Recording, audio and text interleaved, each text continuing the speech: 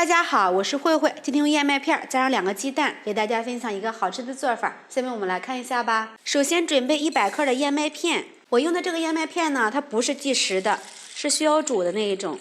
先倒入适量的清水，给它清洗一下表面的灰尘，把这个脏水给它倒出来，打入2颗鸡蛋，放入3克的酵母粉，先充分的搅拌均匀。再倒入100克的酸奶，再次充分的搅拌均匀。搅匀之后呢，再给它静置5分钟，让这个燕麦片再软化一下。现在这个燕麦片呢，已经变得非常软了。少量多次的倒入260克的面粉，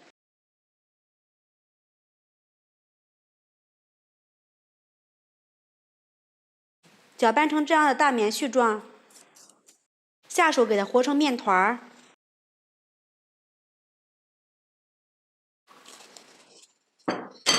揉成一个软硬适中的光滑面团，盖上盖子，醒发2倍大。如果是当做早餐的话，可以放到冰箱里面低温发酵1个晚上。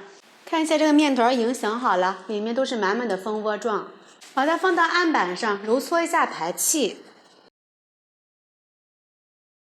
揉匀揉透，整理成面团，用手按压一下。用擀面杖擀成一个长方形的大面片，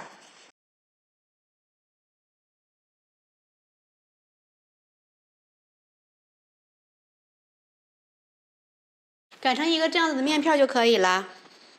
上面刷上一层薄油，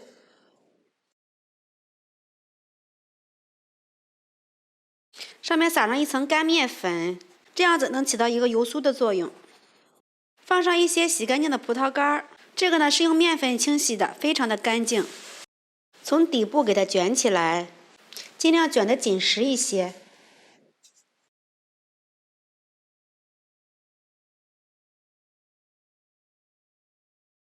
用刀斜着给它切一下，不要切断。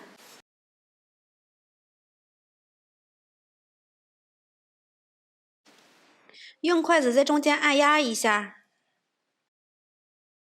直接把它放到蒸屉上。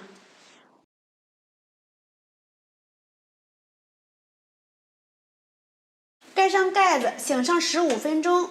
打开盖子看一下，已经明显变大了。按压呢有明显的回弹。盖上盖子，开大火，把水烧开，给它再蒸15分钟。时间到，先不要着急打开盖子，给它焖上3分钟。哇，看一下，非常漂亮呀，特别的暄软。我们把它取出来，我们的燕麦卷就做好了，看起来非常的有食欲。掰开一个看一下，特别的蓬松又暄软，而且呢层次也是非常的多，里面是满满的葡萄干，咬上一口酸酸甜甜的，非常的好吃又开胃。里面加入了燕麦片，营养也是非常的丰富。做法呢也是非常的简单，加上酸奶也是非常的好吃，连挑食的孩子都能吃上这么2个。喜欢的朋友们就赶紧试一下吧。喜欢慧慧的视频，记得点击关注转发，拜拜。